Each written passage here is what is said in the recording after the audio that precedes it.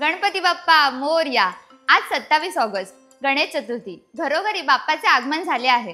तुम्हा सर्वांना कलाकार टीम कडून गणेश चतुर्थीच्या हार्दिक शुभेच्छा। बाप्पांच्या आगमनाबरोबरच आजच्या भागात आपण जाणून घेणार आहोत इतिहास मर्मज्ञ सेतू माधवराव पगडी यांच्याबद्दल। पण त्याआधी आपल्या कलाकार चॅनलला सबस्क्राइब नक्की करा। नमस्कार, मी ईशा आणि तुम्ही पाहत आहात कलाकार दिनविशेष पावर्ड बाय goprag.com। सेतू माधवराव पगडी यांचा जन्म 27 ऑगस्ट 1910 रोजी निलंगा येथे झाला। घरातल्या लोकांमुळे इतिहास पुराणकथा आणि वीरकथांचा प्रभाव त्यांच्यावर पडला। शालेय जीवनातच त्यांनी मराठी, संस्कृत आणि इंग्रजी भाषांवर प्रभुत्व मिळवले। इतिहास विषयाची त्यांना आवड होती।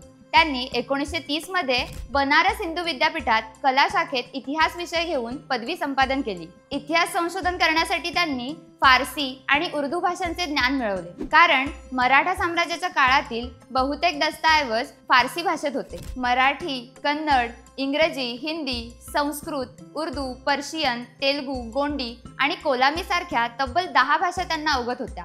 म्हटलं तर सेतू माधव पगडी कानडी, पण त्यांची हयात मराठी भाषेची उपासना करण्यात गेली। ऐतिहासिक संशोधनात मूळ कागदपत्रे, पत्रव्यवहार आणि पुरावे यांचा त्यांनी काटेकोरपणे वापर केला।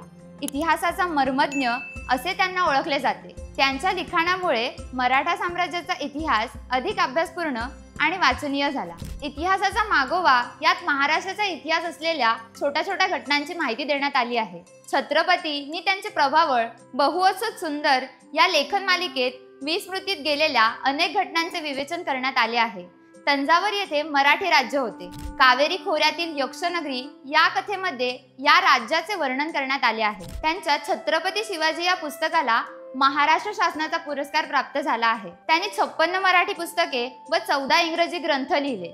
कृष्णकुमार या टोपण नावाने त्यांनी लेखन केले आहे। मिर्झा गालिब व त्यांच्या गझला, इक्बालच्या निवडक कविता, सुंदरा मनामध्ये भरली, प्रीतीपरी यातून सेतू माधव यांच्यातील उर्दू कवींची सर्वांना ओळख होते। सेतू माधव पगडी हे समर्थ रामदासांचे फार मोठे भक्त होते। दिसा माझी काही लिहित जावे, प्रसंगी अखंडित वाचित जावे या समर्थांच्या प्रेरणेतून त्यांनी अखंड लेखन केले। सेतू माधवराव सरकारी नोकरीत असल्यामुळे ब्रिटिश विरोधी राजकीय आंदोलनात त्यांनी प्रत्यक्ष भाग घेतला नाही, पण इतिहासाच्या माध्यमातून लोकांमध्ये स्वाभिमान, देशभक्ती आणि जागृती निर्माण करून त्यांनी स्वातंत्र्य लढ्याला बौद्धिक आणि सांस्कृतिक पाठबळ दिले।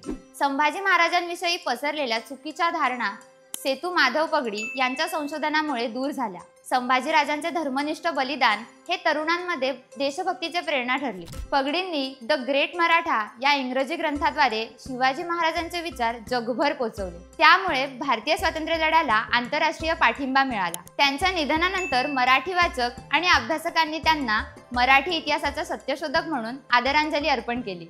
ही विशेष माहिती तुम्हाला कशी वाटली हे कमेंट करून नक्की सांगा। हा व्हिडिओ जास्तीत जास्त लोकांसोबत शेअर करा आणि असेच वेगवेगळे व्हिडिओज बघण्यासाठी आपल्या कलाकार यूट्यूब चॅनलला सबस्क्राइब करा। इंस्टाग्राम, फेसबुक पेजला फॉलो करा आणि बघत रहा कलाकार दिनविशेष पावर्ड बाय goprag.com।